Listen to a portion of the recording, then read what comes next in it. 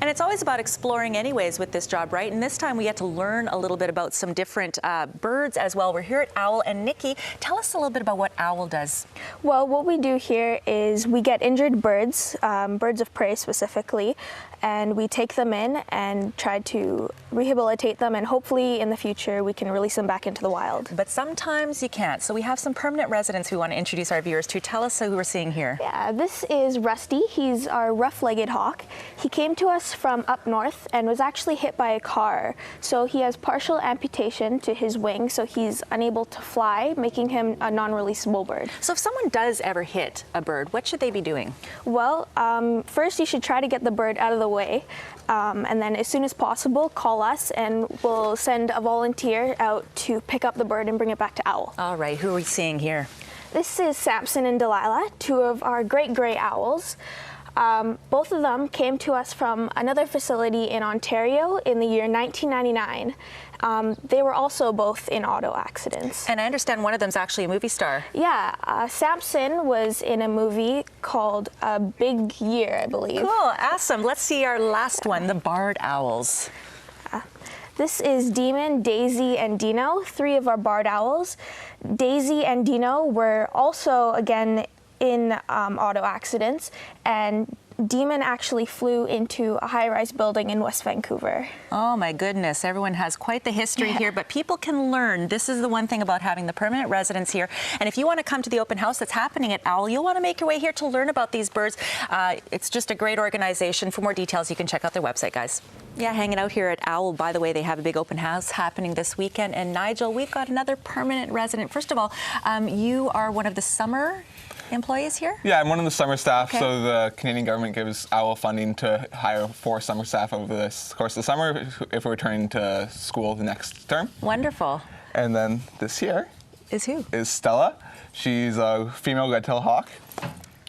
She's came to us in 2006. Woo, calm down there. She has a broken wing and was found in the field right behind us, actually, attacked by crows and with a broken wing and severely emaciated. So she can't be released because she can't fly properly. And she's one of the birds you can see on open house. What kinds of things do red-tailed hawks eat? They eat rodents, pretty much anything you can find on the side of the road. They just, the hawks you always see on top of lampposts. So if a car hits it, they'll eat it pretty much. Wow. Now we've got obviously Jan very busy back there. Certainly, I would say not the most glamorous job for a volunteer. Not the most glamorous job, but a really important job. We have to keep these birds healthy and in clean environments. So the hard work just makes it so much more satisfying to see them fly away, knowing you put so much effort in. Well, it's funny because I'd said that same thing to Jan earlier, and he said honestly, we still enjoy doing it because that's all part of what people do here. Now, what kinds of things will people get to explore during the open house? So in the open house, we open up majority of our property so you can come around and see all the birds inside it, like Stella, who you wouldn't usually get to see. There's also the pool cage over there that there's trout and where the ospreys learn to fly, which we'll be meeting later. There's also a few games, other centers from other rehabs and facilities. Lots of education, lots of things to do. By the way, of course, they always need money. They also always need food, Michelle, things like wild salmon for the little baby eagles. And we're actually going to be examining a young eagle coming up in the next segment. Yeah, and we have something very special happening right now. Coming up next, we are going to examine this eaglet here at O.W.L. We'll be right back. Yeah, and you know, it's such special work that they do here. So needed. Mindy, before we weigh this bald eagle, well, first of all, not bald yet. Not yet, not yet. Yeah, it's going to take about 5 years for this bald eagle to get his white tail and white head. That's just a sign of their maturity. It means when they get their white head and white tail, they're ready to go out eagle dating. So it's going to take a while. We now have to examine this 12 to 13-week-old bald eagle. Nigel, we'll get you to go ahead and weigh him. What do you have to do first? Well, I'm just going to cover his little head right now, and I'm just going to put this special wrap that was designed by one of our volunteers. It just helps keep the wings nice and tight and keeps the bird calm, and he's not able to flail around. Now, tell us a little bit about how this eagle came to be here. We got a call last Thursday. He was found in Chilkoot Lake, which I believe is about 3 hours north of Williams Lake. And we were able to get him down here quite quickly thanks to Pacific Coastal Airlines. They fly all of our birds that are found along the coastal areas and BC territories for free. Okay. They're amazing. Now, we just weighed this eagle. What is a normal weight or average weight for this age? Well, at this age, he's not doing too bad. His weight is 3,225 grams, so he's just over 3 kilos. He's a little bit thin. He was on the ground for a bit, and this is what we call, well, I like to call a keener. He was a little bit too keen on getting out of that nest. So what kinds of things are you going to be examining for here, Well, too? right now what we're looking at is we're looking at his wings. You can see that his feather growth is not quite in yet. He still has that waxy substance coming out. So his wings have a way to go yet before he's able to fly. And of course you can still see all that fluffy down that the babies have. Just spectacular. And they do a lot of great work here. By the way, Jody and Riaz, you need wild salmon. Wild salmon. For these to feed these. So people can donate money. That's always welcome. If people have wild salmon that might even have a bit of freezer but not good enough for us, going to be okay for these little guys. More details, check out their website. Plus, they've got this open house on the weekend as well. Good to know. Yeah, fascinating larvae right here. That is spectacular. Because Sarah actually helps with celebrations. She does help with celebrations. We have a lot of kids that actually donate their birthday money to OWL, which is incredible. And when they do that, they get a great certificate, and they actually have the opportunity to come and hold Sarah and have their picture taken with her. What an exciting opportunity. Now, people are going to get a chance to learn a little bit more about the great work you do here this weekend, right? This weekend's our big annual summer open house, and you're going to be able to tour about 70% more of the facility than you normally would.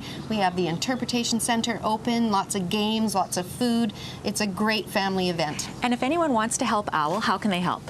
They can visit our website at owlcanada.org, or they can just come down and visit us. We're open 7 days a week, and we'd love to see everyone down here. Money, they need food, anything. If you wonder what they need there, Jody and Riaz, people can check out their website. But Sarah, isn't that nice that she gets to help some kids celebrate as well? And how generous of the kids to donate their money to OWL. You know, and to watch this video of a different kind, some people may be watching the Nelson webcam, and if they had, well, this is a little celebrity. We've got Nell the Osprey coming up next. We'll be right back. You know, we're so lucky to be able to have a chance to have this kind of access, but you know, our next little guest, Mindy, people may already recognize. Yeah, that's correct. She is an international celebrity. She was on a webcam in Nelson, British Columbia, and there was a tragedy that happened on the nest. The father was actually electrocuted and was found dead. The mother had trouble coping with the 3 chicks that were in the nest, and 2 passed away, and Nell was the lone survivor. We were given permission by the government to intervene and rescue Nell with the help of Nelson Hydro, and she's been here now for 18 days, and she's put on quite a bit of weight. She gets fresh live trout every single day, and we're just happy to have been able to help her. So Nell is an osprey. She is. Now, how old is she now? She was 3 weeks when she came in, and we've had her for 18 days now. And so when you deal with something like a rehabilitation, of course, we've met some permanent residents of OWL.